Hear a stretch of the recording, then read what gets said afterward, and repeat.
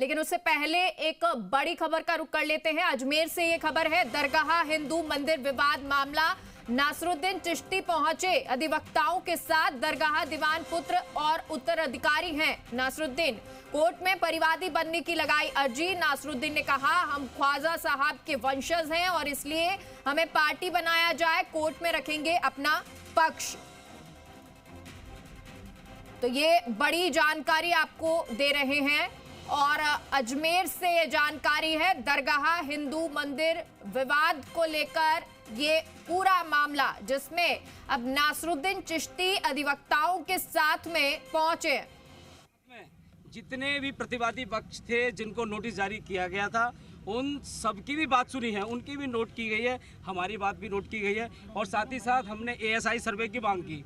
दूसरे जो मुस्लिम पक्ष हैं उन्होंने वर्शिप एक्ट की बात की, तो वर्शिप एक्ट पर हमारे माननीय सुप्रीम कोर्ट के वकील वरुण कुमार सिन्हा जी और यहाँ लोकल वकील योगेंद्र ओझा जी ने माननीय अदालत को संतुष्ट किया और बताया कि यहाँ पे वर्शिप एक्ट लागू नहीं होता है, कि वर्शिप एक्ट सिर्फ मंदिर, मस्जिद और गिरजाघर और गुरुद्वारे में लागू होता है। और जब दूसरा पक्ष उन्होंने उठाया कि अजमेर दरगाह एक्ट 1955, अजमेर दरगाह एक्ट 1955 भी यहाँ जो मजार है, जो पूरा एरिया है, उससे भी वार्ड है हमारा केस। तो सभी पक्षों की बात माननीय अदालत ने सुनी है। अब 4:30 बजे ऑर्डर के लिए उन्होंने रखा है, देखते हैं ऑर्डर क्या आता है। हमें ये उम्मीद है कि ऑर्डर जो है ASI का ऑर्डर आएगा और वहाँ सर्वे का आदेश दिया जाएगा माननीय अदालत की ओर से। और मैं मानता हूँ माननीय अदालत के आदेश को सभी को मानना चाहिए, सभी को कानून व्यवस्था में भरोसा रखना चाहिए। जो भी काम हो रहा है कानून के दायरे में चल रहा है। बस मैं मानता हूँ महादेव मेरे साथ हैं और महादेव की इच्छा से ही ये केस आज यहाँ तक बढ़ा है। और महादेव जो भोलेनाथ जी का मंदिर है, संकट मोचन महादेव मंदिर, वो पुनः सर्वे के बाद साफ हो जाएगा कि वो दरगाह नहीं, वहाँ संकट मोचन महादेव मंदिर था। अन्य पक्षकार भी सामने आए हैं कि कितनी अर्जियां लगी है? ऐसा है, अन्य पक्षकार भी इंटरवेंशन के रूप में कई लोग आए हैं। तो इंटरवेंशन जो भी है लोग कर रहे हैं, अभी इंटरवेंशन की कोई बात नहीं है क्योंकि सूट चलेगा। हम जितने भी इंटरवेंशन है उन सबको हम अलाउ नहीं होने दें, क्यों बेवजह केस को ख़राब करने की बात है। केस दर्ज हुआ है तो सुचारू रूप से चले। मुस्लिम पक्ष हैं वो आए हैं, उनका जवाब हम देंगे और हमारी बात का जो जवाब है माननीय अदालत को हम संतुष्ट कर रहे हैं। जो भी है कानून के तहत काम हो रहा है। तो चलिए, लगातार ये अपडेट आपको दे रहे हैं। कोर्ट में परिवादी बनने की अर्जी लगाई है, वहीं दूसरी तरफ 4:30 बजे फैसला आना है। 4:30 बजे क्या कुछ रहता है ये देखना होगा, क्योंकि जो एक पक्ष है उसके द्वारा, हिंदू पक्ष, उसके द्वारा यही उम्मीद की जा रही है कि सर्वे का ऑर्डर दिया जाएगा और फिर सर्वे होगा तो शायद स्थिति क्लियर हो जाए। लेकिन अभी 4:30 तक का इंतजार करना होगा। वहीं हमारे सहयोगी अभिजीत हमारे साथ लाइव जुड़ गए हैं।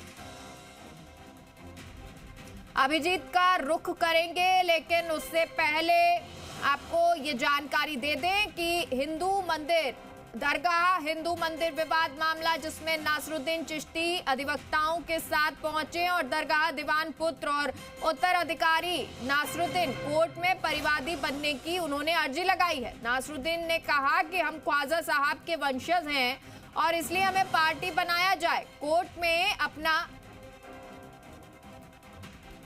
पक्ष रखें। आपको बता दें, नासरुद्दीन चिश्ती पहुंचे अधिवक्ताओं के साथ में। दरगाह दीवान पुत्र और उत्तराधिकारी हैं नासरुद्दीन, कोर्ट में परिवादी बनने की अर्जी लगाई है। और अभिजीत का रुख कर लेते हैं। अभिजीत हमारे साथ लाइव जुड़ गए हैं। अभिजीत, 4:30 बजे इंतजार किया जा रहा है कि ऑर्डर आएगा। फिलहाल एक तरफ जो है नासरुद्दीन ने कहा है कि हम ख्वाजा साहब के वंशज हैं और इसलिए हमें पार्टी बनाया जाए, क्या कुछ अपडेट? देखिए मेघा, अब से कुछ देर पहले जुडिशियल मजिस्ट्रेट अजमेर वेस्ट की कोर्ट में जो विष्णु गुप्ता परिवादी की ओर से वाद दायर किया गया था 27 नवंबर को, जिसको लेकर कोर्ट ने 3 पार्टीज तय की गई थी परिवादी की ओर से, जिसमें दरगाह कमेटी अजमेर थी, अल्पसंख्यक मंत्रालय था और पुरातत्व विभाग था। तो वाद स्वीकार करते हुए इन तीनों ही पक्षकारों को जवाब पेश करने के लिए आज तक का समय दिया था। तीनों ही संबंधित जो पक्षकार थे, इनके वकील आज कोर्ट में पेश हुए हैं। उन्होंने जवाब पेश करने के लिए और समय मांगा है। तो इस लिहाज से एक पहलू ये कोर्ट की प्रोसीडिंग का रहा है कि जो तीनों पक्षकार थे जो वादी की ओर से बनाए गए थे, दरगाह कमेटी, अल्पसंख्यक मंत्रालय और पुरातत्व विभाग, इनकी ओर से वकील पेश हुए हैं। उन्होंने जवाब पेश करने के लिए और अतिरिक्त समय मांगा है। इसके अलावा कई और भी जो है वो पक्षकार बनने के लिए 1-10 की अर्जी यहाँ पर लगी है, जिसमें अंजुमन कमेटी जो खादिमों की संस्था है दरगाह की, उसकी ओर से एप्लीकेशन फाइलअप हुई है।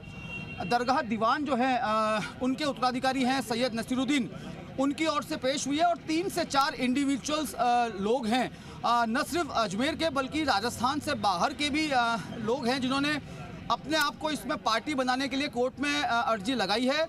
JM2 जो है अजमेर पश्चिम, माफ़ कीजिएगा, मनमोहन चंदेल, उन्होंने इस मामले को लेकर दोनों पक्षों से जो है बहस हुई है और 4:30 बजे का वक्त जो है वो निर्धारित किया है इस पूरे मामले में। अगली तारीख क्या होगी, कोई ऑर्डर जो है वो नहीं दे सकती है कोर्ट, क्योंकि सुप्रीम कोर्ट के ताज़ा आदेश से जो है वो रोक लगी हुई है। हमारे साथ में विष्णु गुप्ता जो है परिवादी, वो देखिए लगातार मीडिया के कैमरे जो हैं विष्णु गुप्ता को घेरे हुए हैं। इस लिहाज से उनसे बात करना और बात की कोशिश करेंगे, लेकिन लगातार अभी फैसला कुछ भी नहीं आया है। ये मैं एक बार फिर हमारे तमाम दर्शकों को क्लियर कर दूं, कोई भी आदेश कोर्ट की ओर से नहीं आया है।